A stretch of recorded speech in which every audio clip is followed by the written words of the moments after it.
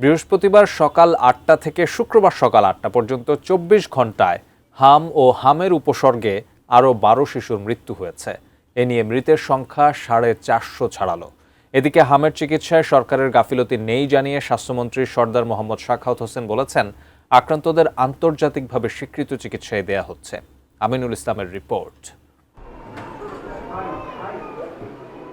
বৃহস্পতিবার সকাল ৮টা থেকে শুক্রবার সকাল ৮টা পর্যন্ত ২৪ ঘন্টায় দেশে হাম ও এই রোগের উপসর্গে আরও ১২ শিশুর মৃত্যু হয়েছে।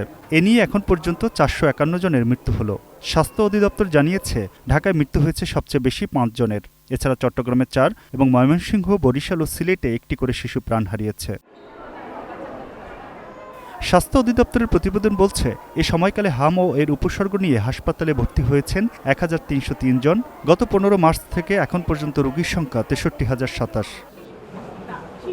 শুক্রবার বিকেলে হাম চিকিৎসার জন্য বিশেষায়িত মহাখালী ডিএনসিসি হাসপাতাল পরিদর্শন করে স্বাস্থ্যমন্ত্রী বলেন, বিগত সরকার একটি ভেন্টিলেটরও রেখে যায়নি, হাম প্রতিরোধের টিকাও মজুদ ছিল না। পৃথিবীর ইতিহাসে এত স্বল্প সময়ে এত বিশাল একটা জনসংখ্যার জন্য এত তড়িৎ গতিতে এত প্রচুর ভ্যাকসিন আর কোনো দেশ জোগাড় করতে পারেনি, যেটা আমরা করেছি।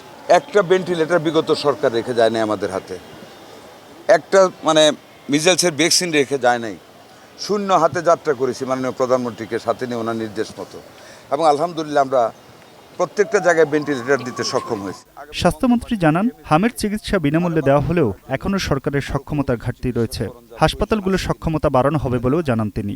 আগামী মঙ্গলবার দিন সিএমএসডিতে 12:30টার সময় আমরা আরও 10টা আইসিইউ ইউনিট খুলতেছি, 10টা ডিস্ট্রিক্টে, এবং এটা সহ প্রত্যেকটা জায়গায় আমরা 12টা ভেন্টিলেটর এবং প্রত্যেক জায়গায় 12টা একটা করে আমরা অক্সিজেন কনসেন্ট্রেটর দিচ্ছি, যাতে করে অ্যাকিউট রোগীদের বেলা আরও বেশি সেবা দেওয়া যায়। বিনামূল্যে হচ্ছে স্যার, এখন পর্যন্ত আমরা যেটা করতেছি আমরা তো বিনামূল্যে করতেছি। তবে সেবা প্রার্থীরা বলছেন, মহাখালী ডিএনসিসি হাসপাতালে চিকিৎসা ভালো হলেও বেশিরভাগ চিকিৎসা সরঞ্জাম বাইরে থেকেই কিনতে হয়। আগে মোটামুটি ভালো হয়েছে, বাইরে থেকে ওষুধ কিনা লাগতেছে, রিপোর্ট করতে আসছে বাইরে থেকে। 5 দিন থাকার পরে সুস্থ হয়েছে। সুস্থ হওয়ার পরে ওরা নিয়ে গেছি, পরে আবার বড় ছেলে রয়েছে। ওনারা কিছু আর কি ওষুধ দিছিল, 2-3টা ফাইল দিছিলেই, তাছাড়া আর সবাই তো আমাদের বাইরের থেকে না। গত 2 মাসে হাম ও হামের উপসর্গ নিয়ে সারা দেশের হাসপাতালে ভর্তি হয়েছিলেন 40,176 জন। এদের মধ্যে 36,055 জনই সুস্থ হয়ে বাড়ি ফিরেছেন। Aminul Islam, ATN news, Dhaka.